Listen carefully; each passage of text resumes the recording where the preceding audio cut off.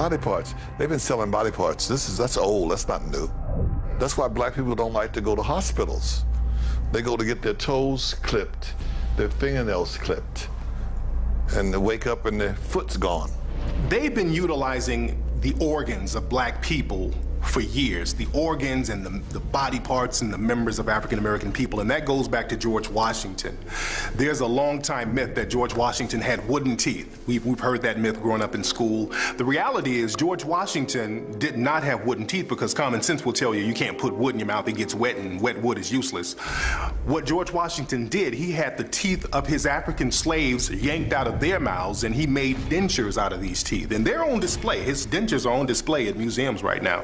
And that just goes to show the history of African people having our bodies mutilated and our members disfigured and mutilated for the betterment and benefit of the dominant society. In America, at least 2,500 black people go missing every year. At least. Never to be found again, not killed enough, you just don't find them again. Why doesn't that number ever go down? How can you constantly have the same amount of people? Are you trying to say the same killers go out and murder the same amount of people every year? No. Somebody is taking black people off the street. There's been stories on this. Kidnapped by the government. Kidnapped by organ traffickers. Drive-by shootings is organ stealing. I'm worth $50 million and I need a kidney. And you know, kidneys are pretty sensitive. You gotta find somebody who really got the kidney that matches yours. You think I'm gonna wait till somebody die for me to get one?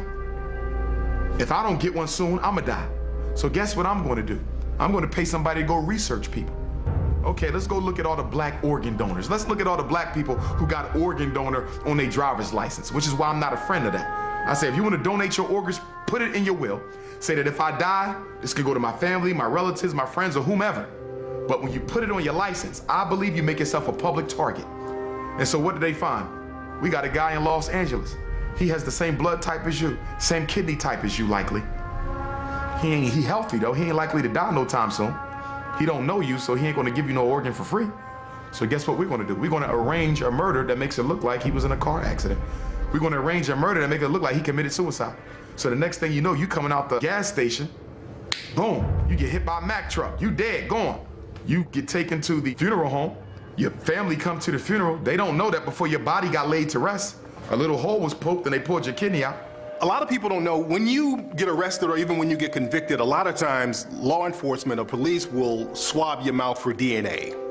And now they have your DNA record on file, they have your genetic information on file.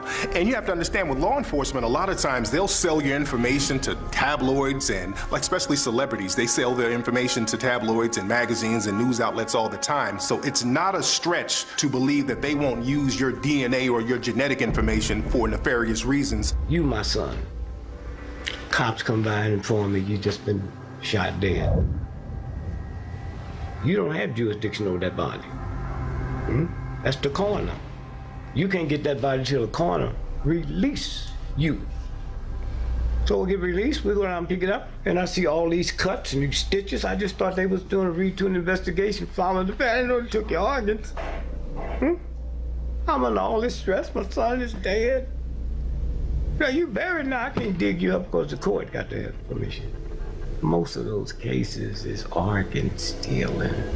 It's been known for a long time, even back in slavery times, that black organs were considered superior genetically to other folks' organs.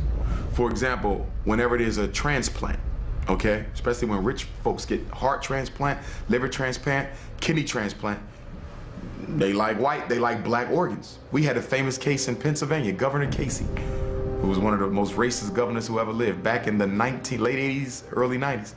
He had a heart transplant. Guess whose heart they gave him? A black person's heart. Down in Georgia, there was a case of an African-American 17-year-old kid who was found mysteriously dead at school. He died in the gym, they did an autopsy and they buried him. His family, they weren't satisfied with the results because they still wanted to know what happened to their son. They had the body exhumed, found out that his organs were missing and his body was stuffed with newspapers, and people are still trying to find answers. The officials down there in Georgia, they act like they don't know what's going on. There was another case out here in California. A young African-American man was found dead in Death Valley in the desert. All of his organs were missing. His liver, heart, lungs, kidneys, all gone.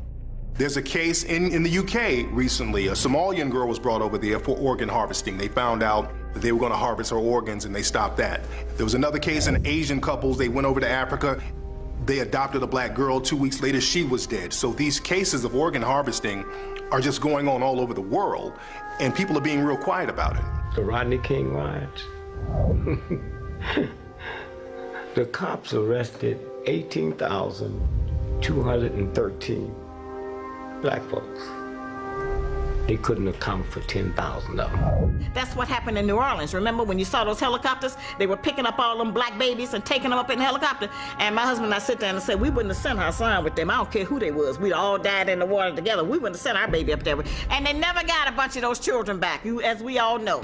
Organ harvesting in Africa, it's a business.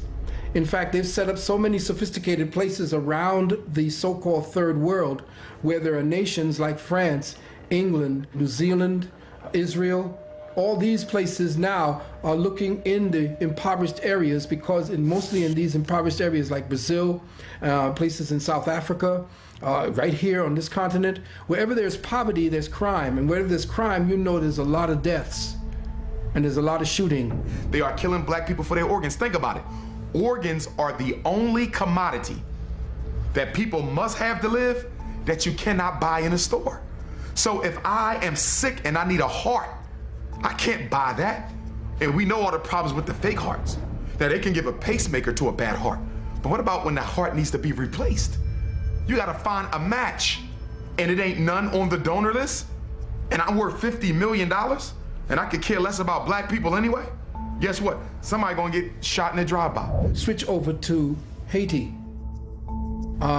Jean Bellerive, at the time, he was the prime minister at the time when Haiti was hit with that earthquake that killed over 130,000 brothers and sisters down there in that island.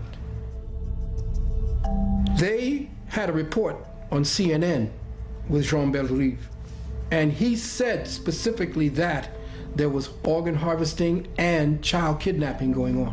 And we have already reports of a lot of trafficking, even of organ trafficking. Of organ trafficking? Yeah. Now? Now, already. Of the victims of the earthquake? Yeah. So, do you know that for sure? Yeah, I know that for sure, and it was discussed in Montreal during the conference.